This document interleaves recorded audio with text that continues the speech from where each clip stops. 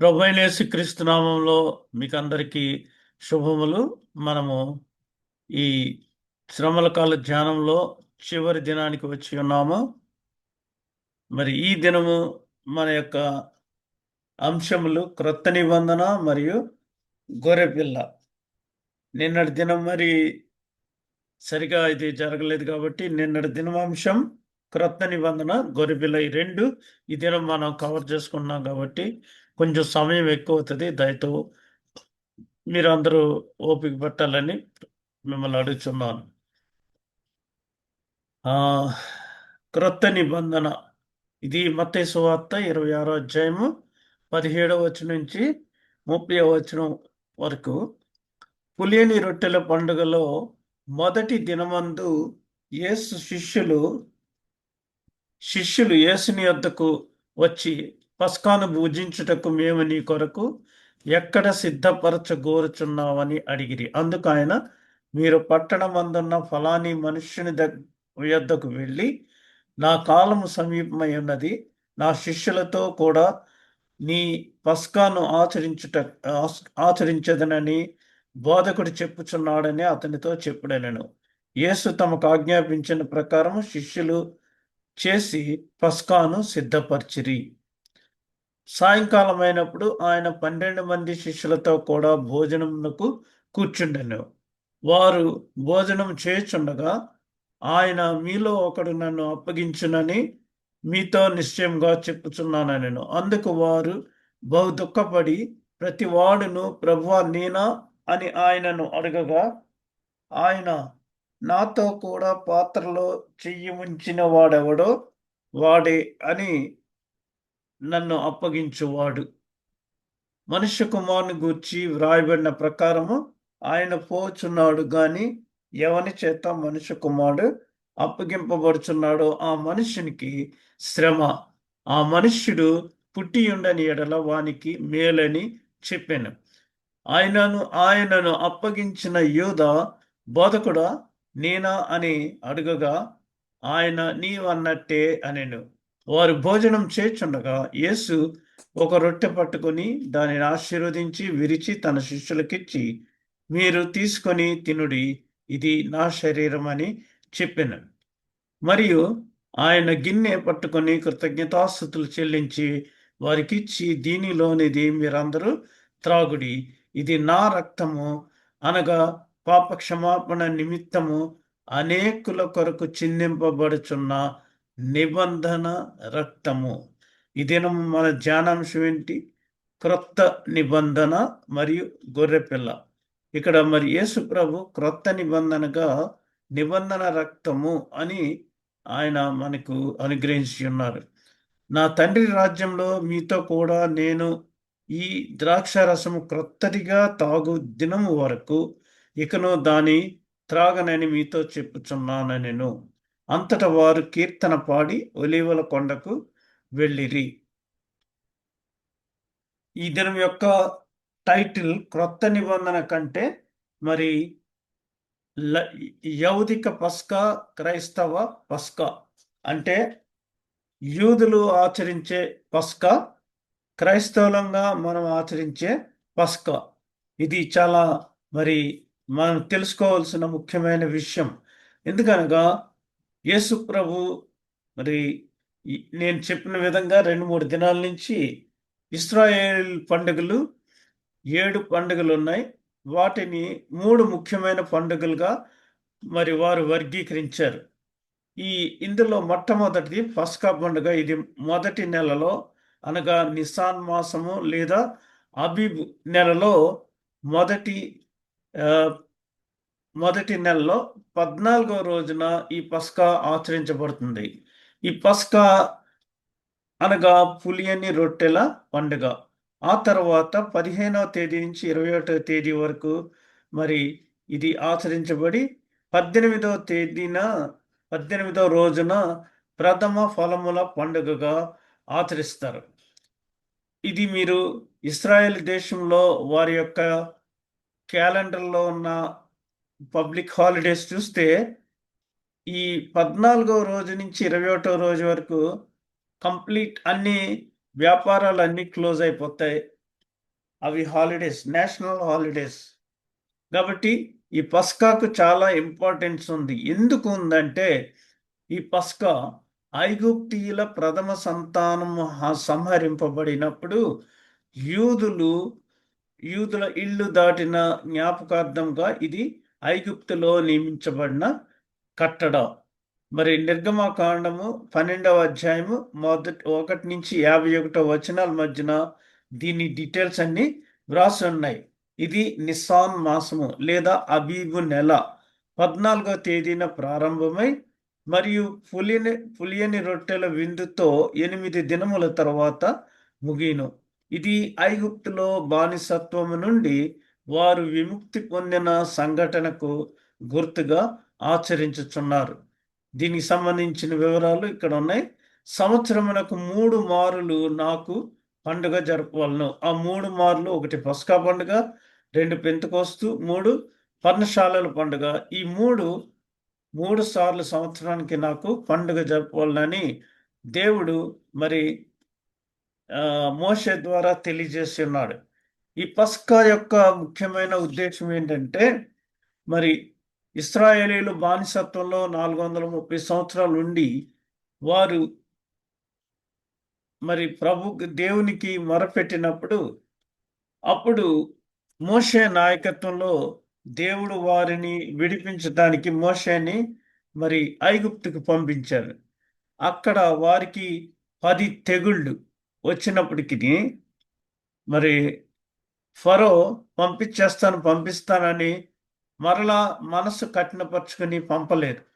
చివరికి 10వ తెగులు కింద మరి ప్రతి ఒక్కరి ఇంటిలో ఉన్న ప్రథమ సంతానము, ప్రతి ఇంటిలో ఉన్న జ్యేష్ఠపుత్రుణ్ణి అక్కడ మరణిస్తాడు ఈ రాత్రికి అని ప్రభు దూత మోషేకి ఆజ్ఞాపించి ఇశ్రాయేలీలందరూ దాని నుంచి తప్పించుకోవటానికి ఏడాది దోషము లేని మగ గొర్రె పిల్లను వధించి దాని రక్తము ద్వారబంధములకు పూసి ఆ గొర్రె పిల్లను వధించిన ఆ గొర్రె పిల్లను కాల్చి అనగా గ్రిల్ చేసి వారు తినాలి. తినేటప్పుడు కూడా ఎలా తినాలంటే రిలాక్సింగ్గా కూర్చుని కాకుండా మరి నడుముకు దట్టి కట్టుకొని ఒక చేతిలో కర్ర పట్టుకొని కాళ్ళకు చెప్పులు తొడుక్కొని ఆ కాల్చిన మాంసాన్ని చేదు కూరలతో నంచుకొనుచు చేదు ద్రాక్ష రసం త్రాగుచు వారు దానిని ఆచరించవలేను. ఇది పస్కా ఆచరించవలసిన విధానం. ఇది ఎందుకు దేవుడు పెట్టాడంటే ఇది ఒక నిబంధనగా, ఇశ్రాయేలీలకి దేవునికి మధ్య ఒక నిబంధనగా ఇది దేవుడు ఏర్పాటు చేసి ఉన్నాడు. దీనివల్ల ఏంటంటే మరి వారు బానిసత్వంలోంచి విడిపింపబడిన దానికి సూచనగా ఈ యొక్క కట్టడ ఏర్పరిచి ఉన్నాడు.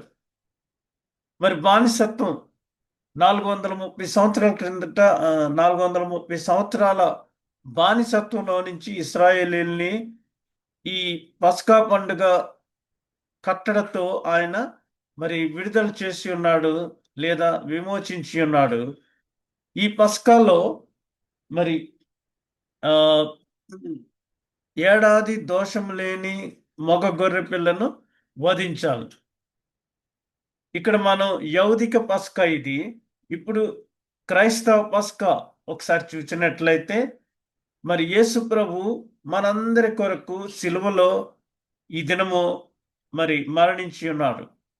అనగా అక్కడ ఏడాది దోషము లేని మగ గొర్రె పిల్ల, ఇక్కడ దోషము లేని ప్రభు మన కొరకు మరణించాడు.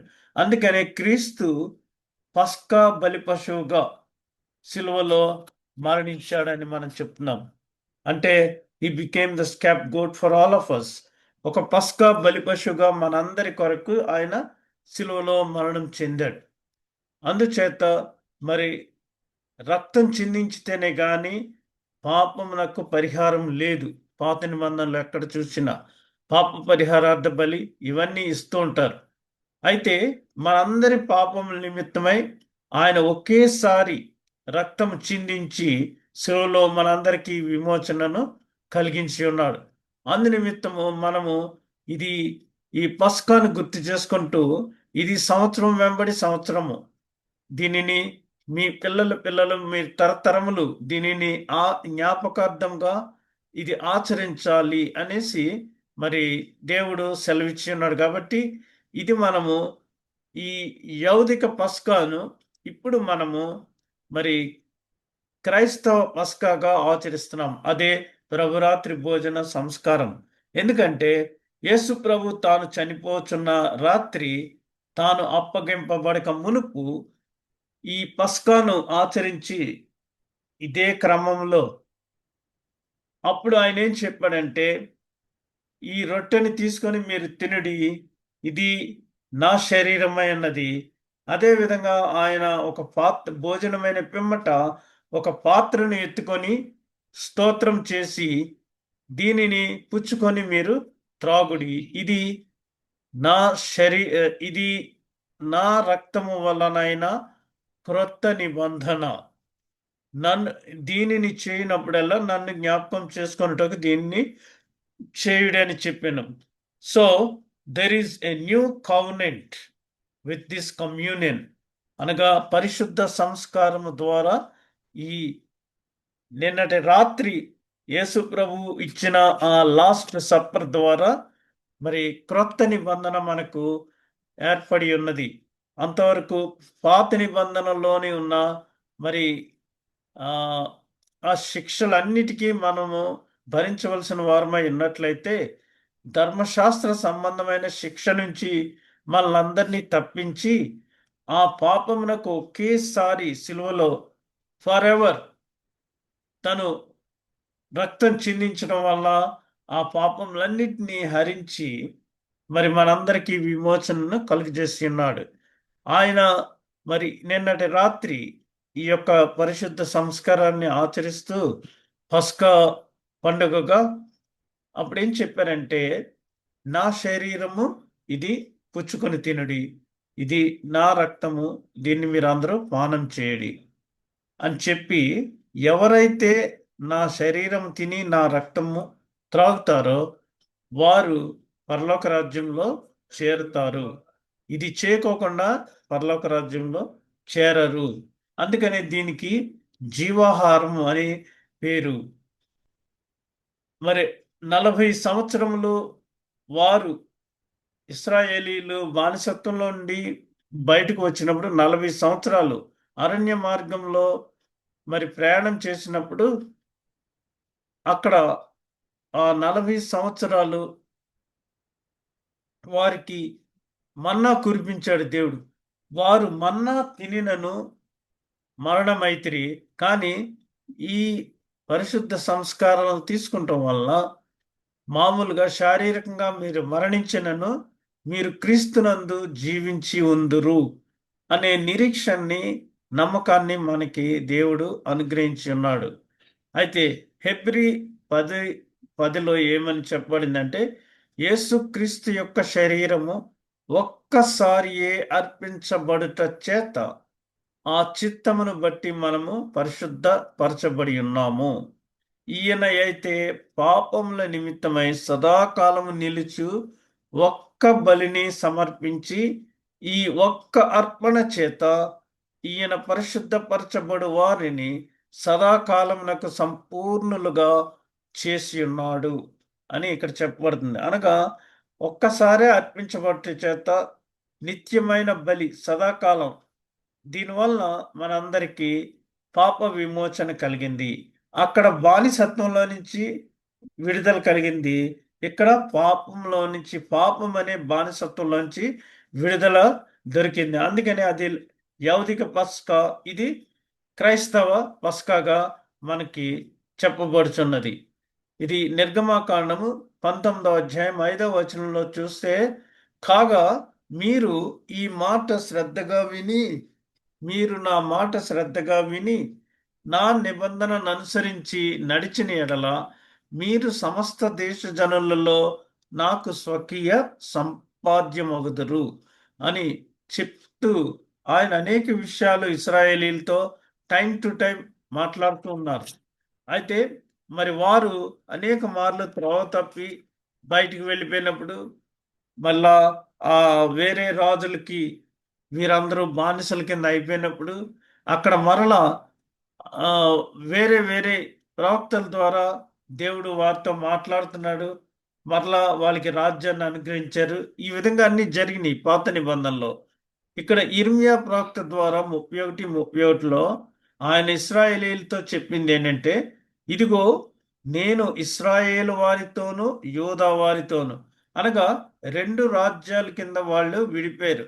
1 నుంచి 10 గోత్రముల వారంతా మరి ఒక జాతి, 11 12 గోత్రాల వారు యూదా వారు, ఇలాగా 2 గోత్రాల కింద వారు 2 రాజ్యాల కింద వారు విడిపోయారు. ఆ 2 రాజ్యాలకి క్రొత్త నిబంధన చేయు దినములు వచ్చుచున్నవి, ఇదే యెహోవా వాక్కు. క్రొత్త నిబంధన చేస్తాను నేను అని యిర్మీయా ద్వారా అనేక ప్రవక్తల ద్వారా ముందుగానే దేవుడు తెలియజేశాడు. అది ఐగుప్తులో నుండి వారిని రప్పించుటకై నేను వారిని చెయ్యి పట్టుకున్న దినమున వారి పితరులతో కూడా నేను చేసిన నిబంధన వంటిది కాదు.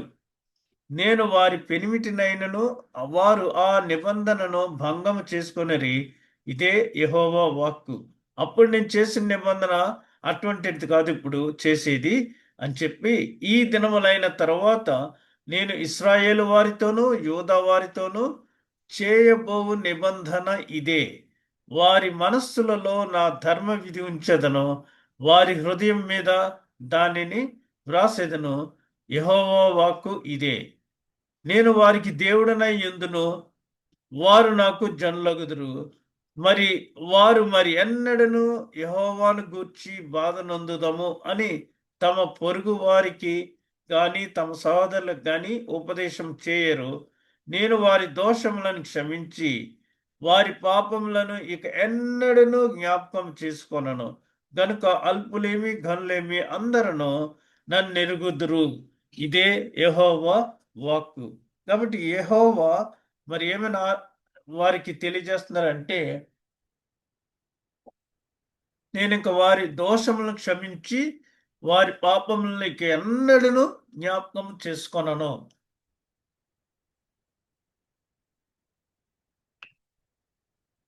ఆ విధంగా ప్రభు మనకి ఎప్పటి నుంచో ఈ విషయాలని తెలియజేస్తున్నారు. ఇక్కడ చూడండి, ఈ వీడియో క్లిప్లో పస్కా ఏ విధంగా ఆచరిస్తారో, ఎందుకు ఆచరించారో, దాని విశిష్టత ఏంటి ఒకసారి గమనించి చూడండి.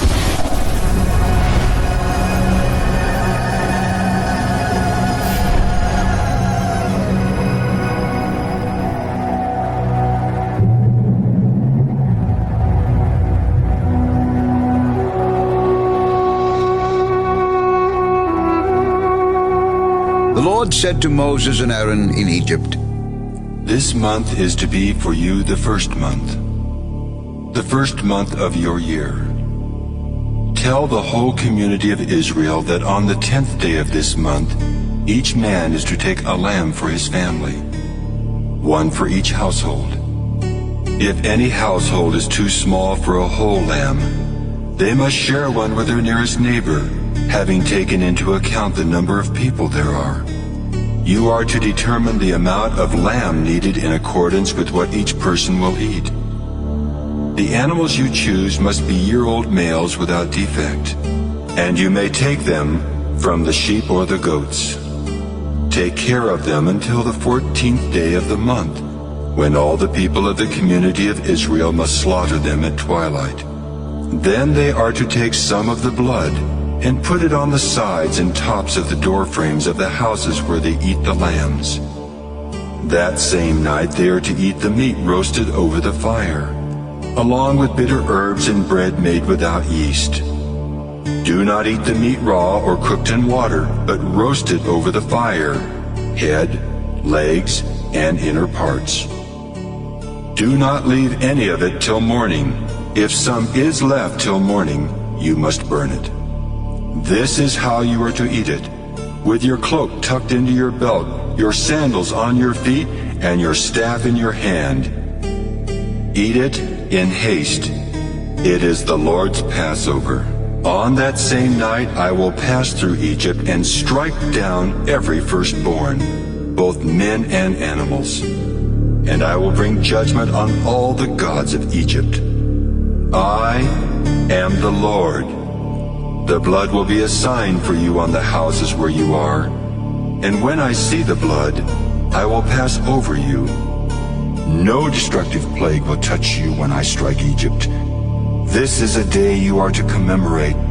For the generations to come you shall celebrate it as a festival to the Lord, a lasting ordinance. For 7 days you are to eat bread made without yeast. On the first day remove the yeast from your houses. For whoever eats anything with yeast in it from the first day through the 7th must be cut off from Israel. On the first day hold a sacred assembly, and another one on the 7th day. Do no work at all on these days except to prepare food for everyone to eat. That is all you may do. Celebrate the Feast of Unleavened Bread, because it was on this very day that I brought your divisions out of Egypt. Celebrate this day as a lasting ordinance for the generations to come. In the first month you are to eat bread made without yeast, from the evening of the 14th day until the evening of the 21st day. For 7 days no yeast is to be found in your houses, and whoever eats anything with yeast in it must be cut off from the community of Israel, whether he is an alien or native born. Eat nothing made with yeast. Wherever you live, you must eat unleavened bread.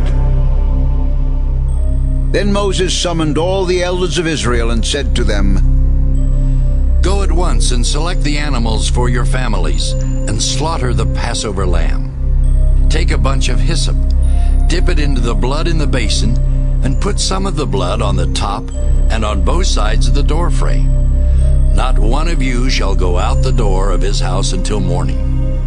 When the Lord goes through the land to strike down the Egyptians, he will see the blood on the top and sides of the doorframe, and will pass over that doorway. And he will not permit the destroyer to enter your houses and strike you down. Obey these instructions as a lasting ordinance for you and your descendants. When you enter the land that the Lord will give you as he promised, observe this ceremony. And when your children ask you, What does this ceremony mean to you? Then tell them, It is the Passover sacrifice to the Lord, who passed over the houses of the Israelites in Egypt and spared our homes when he struck down the Egyptians. Then the people bowed down and worshipped. The Israelites did just what the Lord commanded Moses and Aaron. At midnight, the Lord struck down all the firstborn in Egypt, from the firstborn of Pharaoh, who sat on the throne, to the firstborn of the prisoner who was in the dungeon, and the firstborn of all the livestock as well. Pharaoh and all his officials and all the Egyptians got up during the night, and there was loud wailing in Egypt, for there was not a house without someone dead. During the night Pharaoh summoned Moses and Aaron and said, Up! Leave my people, you and the Israelites. Go worship the Lord as you have requested. Take your flocks and herds as you have said, and go. And also bless me. The Egyptians urged the people, Hurry and leave the country, for otherwise we will all die. So the people took their dough before the yeast was added, and carried it on their shoulders in kneading troughs wrapped in clothing. The Israelites did as Moses instructed, and asked the Egyptians for articles of silver and gold and for clothing. The Lord had made the Egyptians favorably disposed toward the people, and they gave them what they asked for. So they plundered the Egyptians. The Israelites journeyed from Ramesses to Succoth. There were about 600,000 men on foot, besides women and children. Many other people went up with them, as well as large droves of livestock, both flocks and herds. With the dough they had brought from Egypt, they baked cakes of unleavened bread. The dough was without yeast because they had been driven out of Egypt and did not have time to prepare food for themselves. Now the length of time the Israelite people lived in Egypt was 430 years.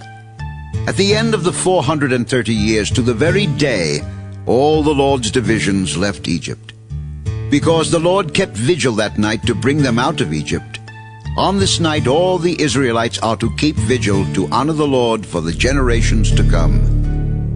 The Lord said to Moses and Aaron, These are the regulations for the Passover. No foreigner is to eat of it. Any slave you have bought may eat of it after you have circumcised him. But a temporary resident and a hired worker may not eat of it. It must be eaten inside one house. Take none of the meat outside the house. Do not break any of the bones. The whole community of Israel must celebrate it. An alien living among you who wants to celebrate the Lord's Passover must have all the males in his household circumcised. Then he may take part like one born in the land. No uncircumcised male may eat of it. The same law applies to the native born and to the alien living among you. All the Israelites did just what the Lord had commanded Moses and Aaron. And on that very day the Lord brought the Israelites out of Egypt by their divisions. కాబట్టి ఇంతవరకు మనం మరి ఈ యొక్క పాస్ఓవర్ పస్కా పండుగ ఏ విధంగా ఆచరిస్తున్నారో చూసాము. వారు దట్టి కట్టుకొని చెప్పులు తొడుక్కొని కర్ర పట్టుకుని నిలబడి త్వరగా తింటున్నారు. ఎందుకంటే బానిసలు కాబట్టి. క్రైస్తవ పస్కా ఆచరించిన మనము నైట్ భోజనము రిలాక్సింగ్గా 1 అవర్ చక్కగా కబుర్లు చెప్పుకుంటూ తింటున్నాం. అంటే మనము బానిసత్వంలో నుంచి బయటకు వచ్చాం. అలాగే పాపం అనే బానిసత్వంలోంచి కూడా దేవుడు మనలను విముక్తి చేసి విమోచించాడు. ఇక్కడ యెహెజ్కేలు గ్రంథంలో మీ అపవిత్రత యావత్తు పోవునట్లు నేను మీ మీద శుద్ధ జలము జల్లుదును, మీ విగ్రహముల మీద వల్ల మీకు కలిగిన అపవిత్రత అంతయు తీసివేసేదను, నూతన హృదయము మీకు ఇచ్చేదను, నూతన స్వభావము మీకు కలుగజేసేదను, రాతి గుండె మీలో నుండి తీసివేసి మాంసపు గుండెను మీకు ఇచ్చేదను, నా ఆత్మను మీ అందుంచి నా కట్టడలను అనుసరించి వారిగాను నా విధులను గైకొని వారుగాను మిమ్మల్ని చేసేదను అని సెలవిచ్చుచున్నాడు.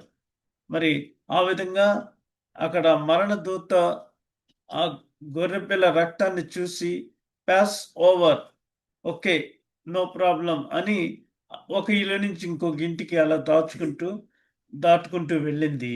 అయితే ఫరో కుమారుడు పెద్ద కుమారుడు కూడా మరి హతమార్చింది. దాంతో ఇంక మీరు వెళ్ళిపోండి ఇక్కడి నుంచి అనేసి ఫరో మరి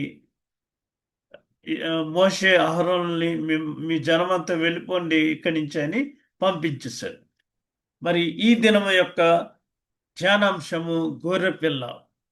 ఈ గొర్రెపిల్ల లోక పాపములను మోసుకొని పోవు గొర్రెపిల్ల. ఈ గొర్రెపిల్ల గురించి మనం చూస్తే మత్తయి సువార్త 27వ అధ్యాయము 45వ వచనము, మధ్యాహ్నం మొదలుకొని 3 గంటల వరకు ఆ దేశమందంతటను చీకటి కమ్మెను. ఇంచుమించు 3 గంటలప్పుడు యేసు ఏలి ఏలి లామా సబక్తాని అని బిగ్గరగా కేక వేసెను. ఆ మాటకు నా దేవా నా దేవా నన్నెందుకు చేయి విడిచితివి అని అర్థం. అక్కడ నిలిచి ఉన్న వారిలో కొందరు ఆ మాట విని ఇతడు ఏలియాని పిలుచుచున్నాడనిరి. మరికొందరు వెంటనే వారిలో ఒకడు పరిగెత్తుకొని పోయి స్పంజి తీసుకొని చిరకలో ముంచి రెల్లున తగిలించి ఆయనకు త్రాగనిచ్చెను. ఇక్కడ చిరకలో ముంచి రెల్లున తగిలించి స్పంజి, ఈ స్పంజిని తీసుకొని చిరకలో ముంచి, ఈ చిరక ఎప్పుడు యూజ్ చేస్తారంటే పస్కా పండుగ ఆచరిస్తున్న సమయంలో చిరక అంటే చేదు ద్రాక్ష రసము. ద్రాక్ష రసములు 2 రకములు, ఒకటి చేదు ద్రాక్ష రసము, ఇంకొకటి తీపి ద్రాక్ష రసము. తీపి ద్రాక్ష రసము మరి ఈ వివాహ సందర్భంలో కానా వివాహం లాంటి చోట ఈ తీపి ద్రాక్ష రసం మరి వారు సర్వ్ చేస్తారు. ఈ చేదు ద్రాక్ష రసం ఇందాక నేను చూపించిన ప్రకారంగా మరి పస్కాను ఆచరిస్తున్నప్పుడు వారు నిలబడి ఆ కాల్చిన మాంసాన్ని తింటూ, పులియని రొట్టెలతో తింటూ, చేదు కూరలు అనగా గిరిగిరని మనం మిడిల్ ఈస్ట్‌లో చెప్తుంటున్నాం. అవన్నీ నంచుకుంటూ ఆ ద్రాక్ష రసాన్ని సేవిస్తారు. అందుకని అక్కడ ఈ చిరక ఉంది. అందుచేత స్పంజి ఆ చిరకలో ముంచి అది యేసు ప్రభుకి అప్పగించారు. రెల్లున తగిలించి హిస్సోపు పుడక లేతే హిస్సోపు రెల్లు అని చెప్తూ ఉంటారు. ఇదేమిటంటే ఈ పస్కా పండుగలో మరి వధించవలసిన గొర్రెపిల్లల్ని యాజకుడు చెక్ చేసి అది మెడికల్లీ ఫిట్ ఆర్ నాట్ అనేది ఆ బలికి అది తగునా కాదా అని వారు చెక్ చేసి మరి హిస్సోపు పుడకతో శుద్ధ జలం దాని మీద జల్లి దాన్ని లోపలికి పంపుతారు. అప్పుడు దాన్ని బలి ఇవ్వాలి.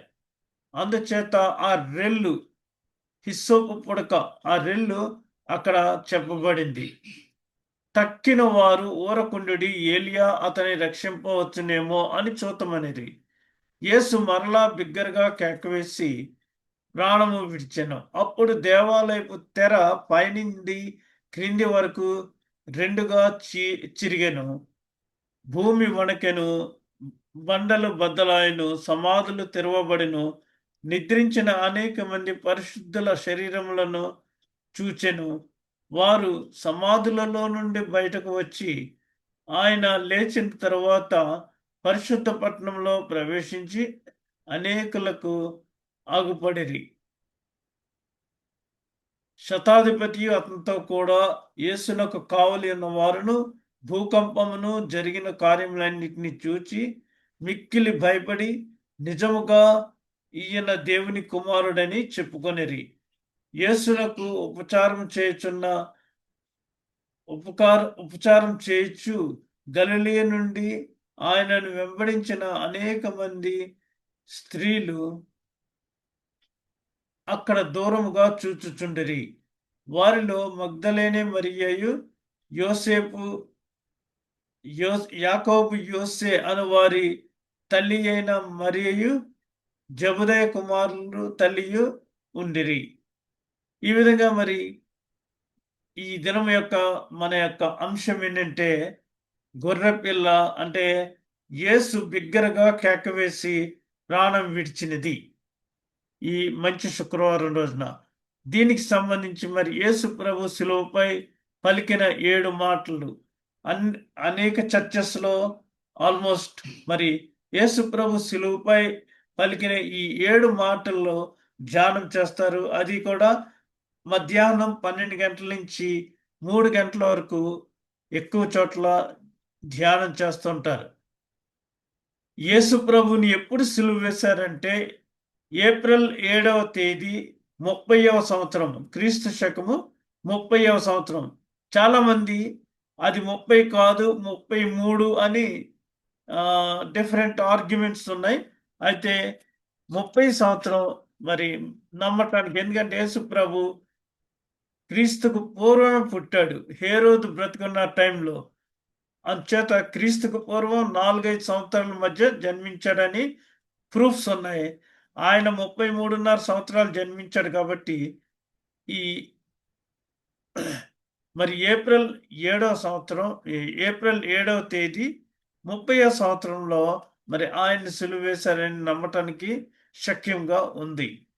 అంతేకాకుండా మరి యేసు ప్రభు శిలువపై పలికిన ఈ 7 మాటలు ధ్యానించేటప్పుడు ఏ సంఘంలోనైనా ఈ 7 మాటలు ధ్యానించేటప్పుడు మధ్య మధ్యలో ఆహా మహాత్మ హాశరణ్య హావిమోచక అనే పాటను ఖచ్చితంగా ప్రతి ఒక్కరూ పాడుతుంటారు.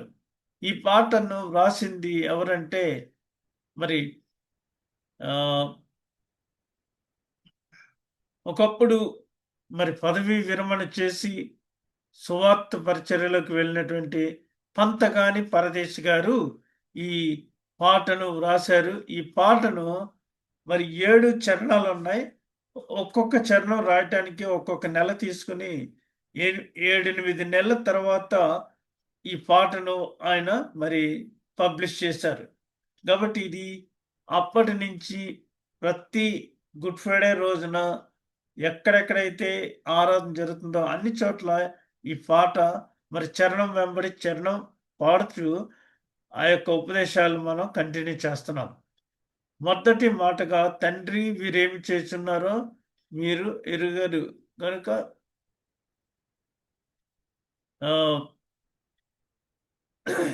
ఈ వాక్యం ఈ మొదటి మాట యొక్క తండ్రి వీరేమి చేయుచున్నారో వీరెరుగరు గనుక వీరిని క్షమించుమని చెప్పాను.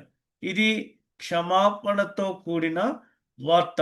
ఈ వార్త ఏంటంటే వారు కపాలమనబడిన స్థలమునకు వెళ్ళినప్పుడు అక్కడ కుడివైపున ఒకనిని ఎడమ వైపున ఒకనిని ఆ నేరస్తులను ఆయనతో కూడా సిలువ వేసిరి.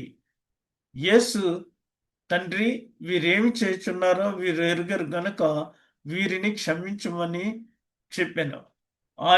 వారు ఆయన వస్త్రములు పంచుకొనుటకై చీట్లు వేసిరి.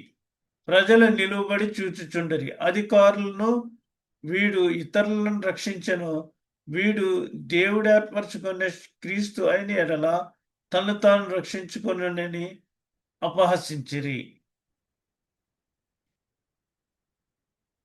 మనం గమనించినట్లయితే మరి సిలువ మీద సిలువ వేయబడి ఆ బాధను షేర్ చేసుకుంటూ భరిస్తూ మరి ఆయనను గేలి చేస్తున్న ఆ నేరస్తుల కొరకు కానీ అక్కడ ఉన్న వారి కొరకు కానీ అధికారుల కొరకు కానీ ఆయన ఏం చెప్తున్నారంటే తండ్రి వీరేం చేస్తున్నారో వీరెరుగరు కనుక వీరిని క్షమించుడి అని చెప్పినప్పుడు అనేక మంది మరి ఆయన ఎడల ఎంతగానో ఆ క్షమాపణ గుణాన్ని ప్రశంసించారు.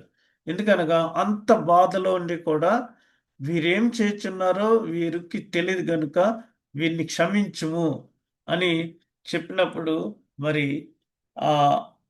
ఎందుకంటే అక్కడ ఉన్న ఆ యొక్క యూదులు ఆ శిక్షను అమలు చేస్తున్న వారు ఇదంతా చూస్తున్నారు కాబట్టి ఈ యొక్క మాటకు వారు చాలా ఆశ్చర్యపోయేరి. యేసు మన పాపములకు ప్రాయశ్చిత్తం చేయబడినది. యేసు మరణము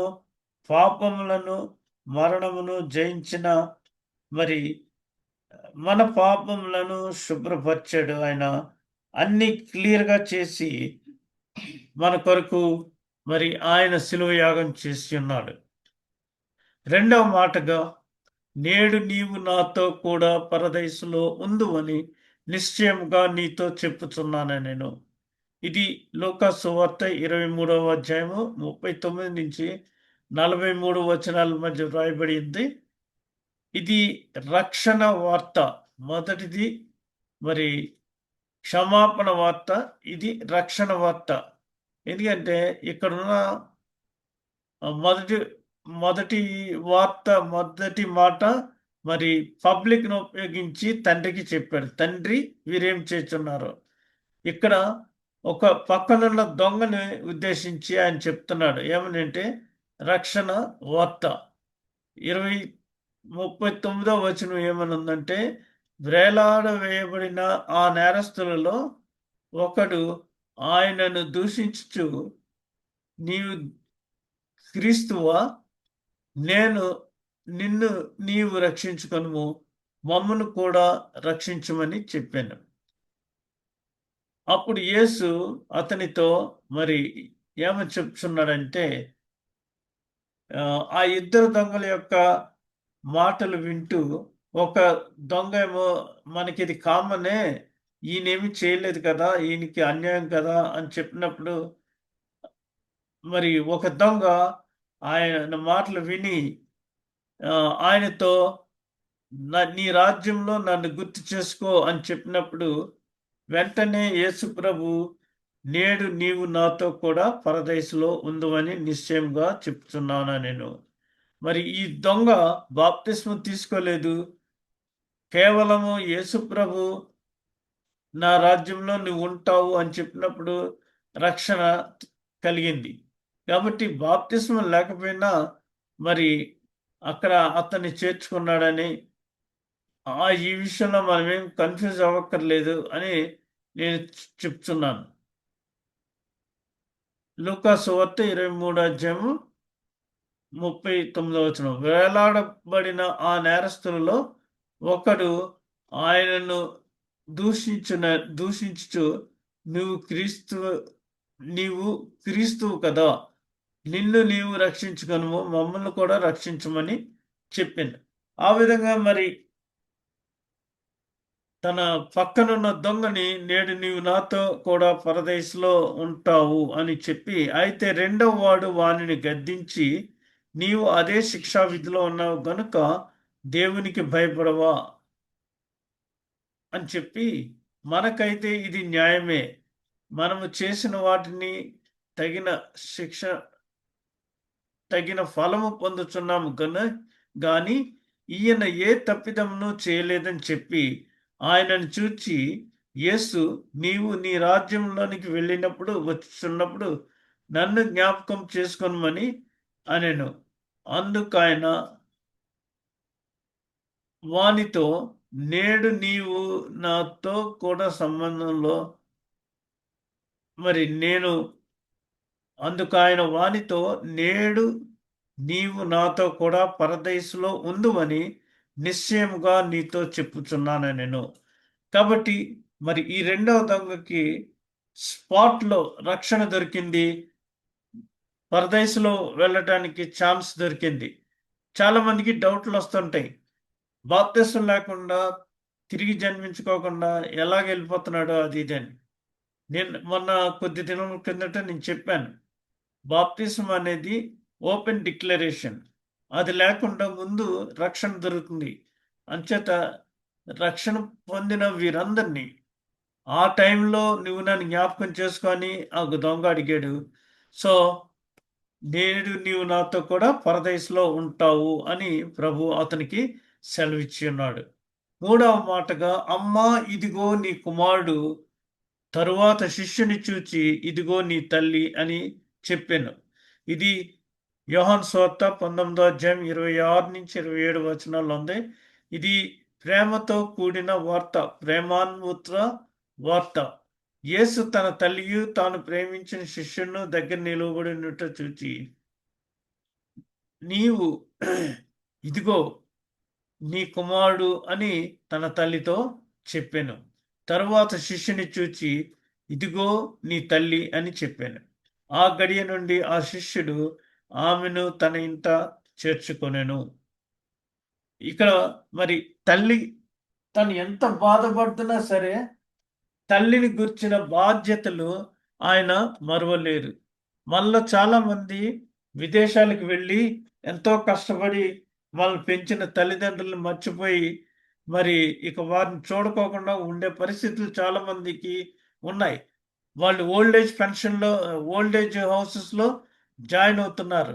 అయితే యేసు ప్రభు మరి సిలువ మీద ఉండి కూడా తన తల్లి గురించిన రెస్పాన్సిబిలిటీ, తాను ఎక్కువగా ప్రేమించిన రొమ్ముని ఆనుకొని ఉన్న యోహానుకు ఆయన ఆమె యొక్క వివరాలన్నీ అప్పగించాడు, యోగక్షేమాలు చూడమని. అందుచేత మరి మిగిలిన శిష్యులందరూ ఎర్లీగా చనిపోయారు, కానీ ఒక్క యోహాను మాత్రం 95 సంవత్సరాల పైనే జీవించాడు. అప్పటి నుంచి యోహాను మరి అయిన యేసు తల్లిని తన దగ్గర పెట్టుకుని చూచాడు. అయితే యోహాను పద్మాసు ద్వీపంలో మరి అక్కడ నుంచి ఆయన వృద్ధుడైపోయాడని విడుదల చేసి పంపించినప్పుడు ఎఫెసులో ఒక సంఘానికి బిషప్గా ఉన్నాడు. అదే సంఘంలో యేసు ప్రభు తల్లి కూడా పనిచేసింది. 4వ మాటలో నా దేవా నన్నెందుకు చేయి విడిచితివి. ఇది ఎడబాటుతో కూడిన వార్త. మరి ఇక్కడ మధ్యాహ్నము మొదలుకొని 3 గంటల వరకు ఆ దేశమందంతటను చీకటి క్రమ్మెను. ఇంచుమించు 3 గంటల సమయంలో యేసు ఏలీ ఏలీ లామా సబక్తాని అని బిగ్గరగా కేకవేశాను. ఆ మాటకు నా దేవా నన్నెందుకు చెయ్యి విడిచితివని అర్థం. అక్కడ నిలిచి ఉన్న వారిలో కొందరు ఆ మాట విని అతడు ఏలియాను పిలుచుచున్నాడని అనుకొనిరి. వెంటనే వారిలో ఒకడు పరిగెత్తుకొని పోయి స్పంజి తీసుకుని చెరకలో ముంచి రెల్లున తగిలించి ఆయనకు త్రాగనిచ్చాను. తక్కిన వారు ఊరకుండుడి, ఏలియా అతనిని రక్షింపవచ్చునేమో చూద్దామనిరి. కాబట్టి ఈ యొక్క 4వ మాటలో నా దేవా నా చెయ్యి ఎందుకు విడిచితివి అంటే ఇది ఎడబాటుతో కూడిన వార్త. అప్పటి వరకు తాను దైవ కుమారుడుగా ఉండి ఈజ్ అబౌట్ టు డై, మరి చనిపోవలసినప్పుడు వచ్చి ఆయన నరుడుగా చనిపోవలసి ఉంది కాబట్టి దేవుడు కుమారుని చెయ్యిని విడిచిపెట్టేశాడు. అందుకని ఆ ఎడబాటుని తట్టుకోలేక నా దేవా నన్నెందుకు చెయ్యి విడిచితివి. ఈ డీలింక్ ద రెస్పాన్సిబిలిటీ అక్కడితో ఆయన్ని దైవ కుమారుడుగా వదిలిపెట్టేసి నరునిగా భావించి మరి చెయ్యి విడిచినందుకు ఆ ఎడబాటు తట్టుకోలేక నన్నేలా విడిచితివి అని అడుగుతున్నాడు. మనం కూడా ఎయిర్పోర్ట్కి వెళ్ళి మరి ఇమ్మిగ్రేషన్కి వెళ్ళినప్పుడు చెక్ ఇన్ చేసి అక్కడ ఆ దేశంలోకి వెనక్కి వెళ్ళలేము, మనం ముందుకే వెళ్ళాలి. అనగా ఇమ్మిగ్రేషన్ అయిపోయిన తర్వాత మనం ఫ్లైట్లో కూర్చుని మరొక దేశంలో దిగాలి. ఈ డీలింక్ అంటాం. అనగా మనం ఎయిర్పోర్ట్కి వెళ్ళి చెక్ ఇన్ చేసి ఇమ్మిగ్రేషన్ అయిపోతే ఆ దేశంతో సత్సంబంధాలన్నీ కూడా కట్ అయిపోయినట్టు మనం ముందుకు వెళ్తాం కదా. అందుకని ఆ విధంగా నా చెయ్యి ఎందుకు విడిచిపెట్టావు అని ఇక్కడ ప్రభు మరి తండ్రిని అడుగుచున్నాడు. ఎందుకంటే తన యొక్క దైవ కుమారత్వం అంతా కూడా ఇక్కడతోటి ఆగిపోతుందని. ఇంచుమించు ఇదంతా జరిగి 5వ మాటలో నేను దప్పికొనుచున్నానా నేను. ఇది బాధతో కూడిన వార్త. యోహాను సువార్త 19వ అధ్యాయము 28, 29 వచనాల్లో మరి ఇక్కడ నేను రాయలేదు, తప్పికొనుచున్నాను అని చెప్పాను. ఇది బాధతో కూడిన వార్త. యోహాను సువార్త 19వ అధ్యాయము 28, 29 వచనాలు చదువుకుందాం. యోహాను సువార్త 19వ అధ్యాయం. ఇక్కడ మనం చూస్తే లూకా సువార్తలోను యోహాను సువార్తలోను ఎక్కువగా యేసు ప్రభు యొక్క చివరి ఈ క్షణాలన్నీ కూడా బాగా రికార్డ్ చేయబడినవి. యోహాను సువార్త 19వ అధ్యాయము 28, 29 వచనాలు. అటు తర్వాత సమస్తమును అప్పటికి సమాప్తమైనదని యేసు ఎరిగి లేఖనము నెరవేరునట్లు నేను తప్పికొనుచున్నానెను. చిరకతో నిండి ఉన్న ఒక పాత్ర అక్కడ పెట్టి ఉండెను గనుక వారు ఒక స్పంజి చిరకలో నింపి హిస్సోపు పుడకతో తగిలించి ఆయన నోటికి అందించిరి. యేసు ఆ చిరక పుచ్చుకొని సమాప్తమైనదని చెప్పి తల వంచి ఆత్మను అప్పగించెను. కాబట్టి అన్నీ అయిపోయినాయి, ఇంకా మరి సమాప్తమైంది అని చెప్పక మునుపు లేఖనాల ప్రకారంగా దప్పికొనుచున్నానని నెరవేరలేదు కాబట్టి నేను దప్పికొనుచున్నాను అనెను. ఇది బాధతో కూడిన వార్త. ఎందుకంటే మనము ఒక ప్రదేశం నుంచి ఇంకొక ప్రదేశానికి వెళ్ళినా, లేదా ఒక ఉద్యోగంలో రాజీనామా చేసేసినా కలిగే బాధ. అంచేత మరి ఆయన ఈ మాట చెప్పి తర్వాత ఏమని చెప్పారంటే, ఆరవ మాటగా సమాప్తమైనదని చెప్పి తల వంచి ఆత్మను అప్పగించారు. ఐదవ మాటలో నేను దప్పికొనుచున్నాను అన్నాడు. ఆయన దప్పిక తీర్చుకుని మరి ఇది లేఖనముల ప్రకారంగా దప్పిక తీర్చుకోవాలని ఎరిగి ఆ విధంగా చెప్పాడు. ఇక్కడ ఆరో మాటలో వచ్చి ఇది విజయవంతమైన వార్త. ఎందుకంటే ఆయనకి అప్పగించినవన్నీ కూడా పరిపూర్ణంగా సంపూర్తి చేశాడు. టెట్లెస్టాయ్. టెట్లెస్టాయ్ అంటే అకంప్లిష్డ్ ఎవ్రీథింగ్. మనం ఎక్కడైనా కొంచెం మధ్యలో వదిలేయటం అలా కాకుండా కంప్లీట్‌గా తనకు అప్పగించినవన్నీ కూడా నేను చేశాను అని చెప్తూ యోహాను సువార్త 12వ అధ్యాయంలో చేయుటకు నీవు నాకిచ్చిన పనులన్నీయు సంపూర్ణంగా చేశాను. ఇక మీదట మరి ఇది నీ చిత్తమై ఉన్నది. నిన్ను ఘనపరచడానికి, నిన్ను మహిమపరచడానికి నీవు నాకు అప్పగించినవన్నీ చేశాను అని చెప్పి మరి ఇక్కడ చూడండి ఆయన తన యొక్క ఆహ్, హ్మ్, ఆత్మను తండ్రి చేతికి అప్పగించటానికి సిద్ధపడుతున్నాడు. యోహాను సువార్త 13వ అధ్యాయము ముందుగా చూస్తే చేయుటకు నీవు నాకు అప్పగించిన నా యొక్క రెస్పాన్సిబిలిటీస్ అన్నీ నేను చేసి ఉన్నాను అని తండ్రితో చెప్పుచు తండ్రిని మహిమపరచుచున్నాడు. ఈ విధంగా సమాప్తమైనది అని ఒక విజయవంతమైన వార్త చెప్పినప్పుడు అక్కడ దేవాలయంలో తెర పైనుంచి క్రిందకి చిరిగింది. మరి ఆదికాండం మొదటి 3వ అధ్యాయంలో అక్కడ పాపము లోకంలోనికి ఏ విధంగా సంభవించిందో, పాపం వల్ల వచ్చే జీతం మరణం కాబట్టి, ఇక్కడ యేసు ప్రభు రెండవ ఆదాముగా వచ్చి మరణాన్ని త్యజించి మరి మరణం అనే ముళ్ళును విరిచి తిరిగి ఆయన ఆరోహణమై తిరిగి ఆయన మృత్యుంజయుడిగా లేచి ఉన్నాడు. కాబట్టి ఇది సమాప్తమైనదని చెప్పినప్పుడు అక్కడ దేవాలయపు తెర పైనుండి క్రిందకి చెరిగిపోయింది. ఇది ఏంటంటే పరిశుద్ధ స్థలము, అతి పరిశుద్ధ స్థలము కలిసిపోయినాయి. అందుచేత ఎప్పుడైతే యేసుప్రభు యెరూషలేం దేవాలయానికి వెళ్ళి కొరడాతో కొట్టి ఇది నా తండ్రి ఇల్లు, ఇది ప్రార్థనా గృహం అనబడుతుంది, అంతేగాని వ్యాపారం కాదు, ఇక మీదట మీకు ఇల్లు లేదు బయటికి వెళ్ళిపోండి అని ఆయన వారినందరినీ పంపించేసినప్పుడు మరి ఆ విధంగా వారిని అందరినీ బయటికి నెట్టేసినప్పుడు వారికి ఇక అక్కడ స్థలం లేదు.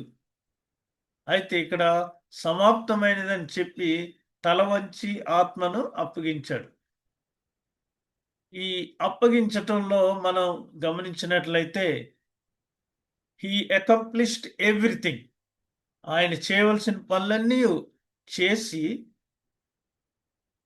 నా నా పనిని ముగించి తిని తుదముట్టించి తిని అని యేసు ఆ చిరక పుచ్చుకొని సమానమైనదని చెప్పి తల వంచి ఆత్మను అప్పగించాను. 3 మాటలు ఒక్కసారి అయిపోతాయి. చిరక పుచ్చుకొని సమాప్తమైనదని చెప్పి ఆత్మ వంచి ఆత్మను అప్పగించెను తల వంచి. కాబట్టి ఇక్కడ మరి ఇది చాలా విజయవంతమైన వార్త. 7వ మాట వచ్చి తండ్రి నీ చేతికి నా ఆత్మను అప్పగించుచున్నానెను. ఇది శాంతియుతమైన వార్త. లూకా సువార్త 23వ అధ్యాయము 44వ వచనం. అప్పుడు రమారమి మధ్యాహ్నమాయెను. అది మొదలుకొని 3 గంటల వరకు ఆ దేశమందంతటి మీద చెగలు క్రమ్మెను. ఆ దేశమందంతటా చీకటి క్రమ్మెను. సూర్యుడు అదృశ్యుడాయను, గర్భాలపు తెర నడిమికి చిరిగెను. కాబట్టి ఇక్కడ మనం చూస్తే ఈ శాంతికరమైన వార్తలో అప్పటికి మధ్యాహ్నం మరి సుమారుగా 3 గంటల టైం ఎంత అవుతుంది, అది మొదలుకొని 3 గంటల వరకు ఆ దేశమందంతటా చీకటి కమ్మెను. అనగా సూర్యుడు అదృశ్యుడాయను, గర్భాలయపు తెర నడిమికి చిరిగెను. ఈ యొక్క మరి శాంతియుతమైన మాటలో, తండ్రి నీ చేతికి నా ఆత్మను అప్పగించుచున్నాను అని చెప్పి ఆయన తండ్రికి తన ఆత్మను అప్పగించాడు. దీనికి ముందు మనం చూస్తే ఇక్కడ విజయవంతమైన వార్త.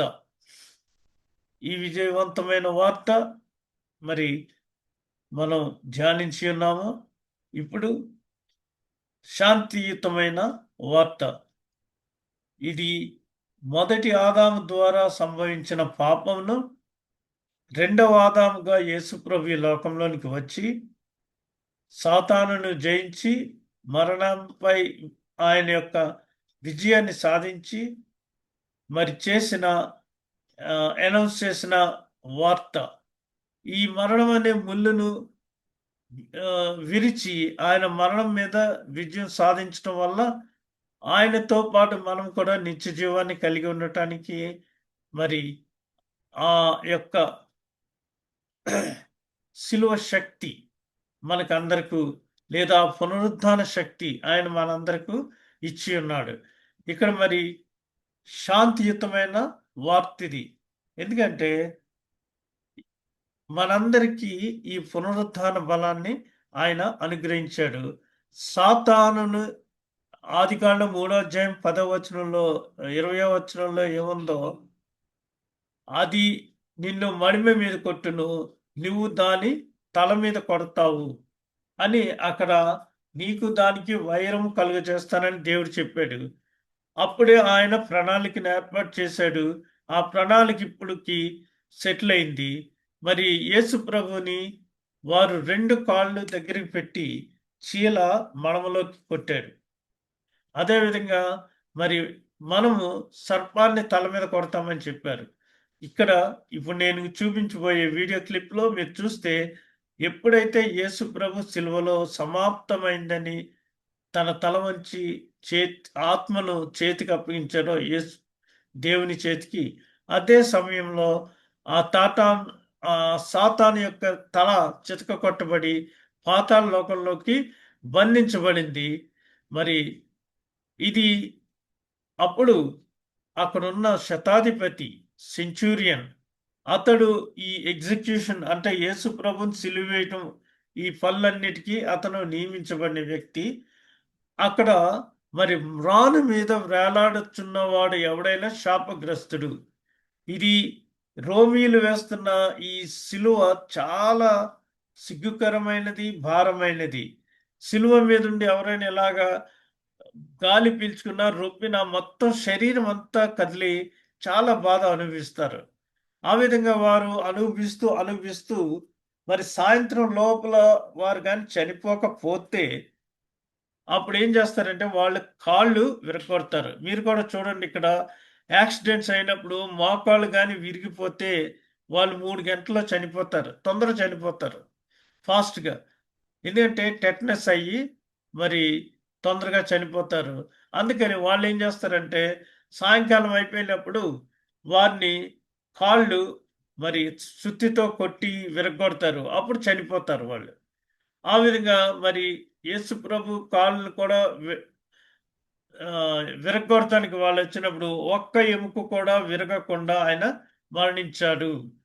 ఆయన శరీరంలో ఒక్క ఎముక కూడా విరగలేదు అని కీర్తనల గ్రంథంలోనూ అక్కడిక్కడ వ్రాయబడి ఉంది.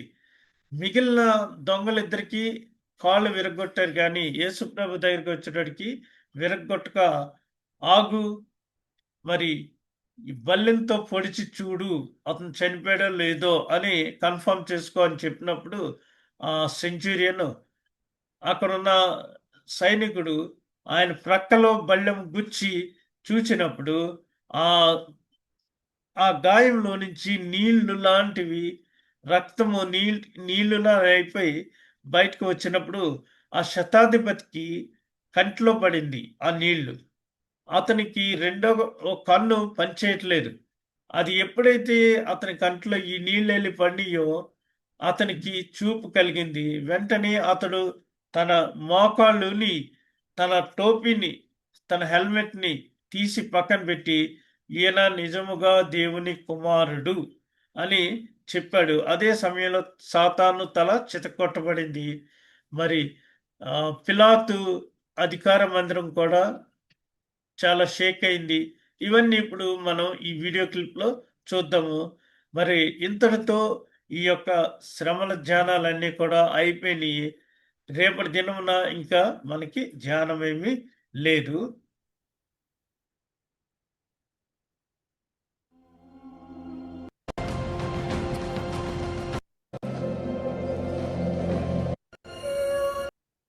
మరి ఇంతవరకు మనము ఈ శ్రమల కాల ధ్యానాల్ని అన్ని చక్కగా మనం ఆచరించాము. దీంతో మన ఈ శ్రమల కాల ధ్యానం అంతా ముగుస్తుంది.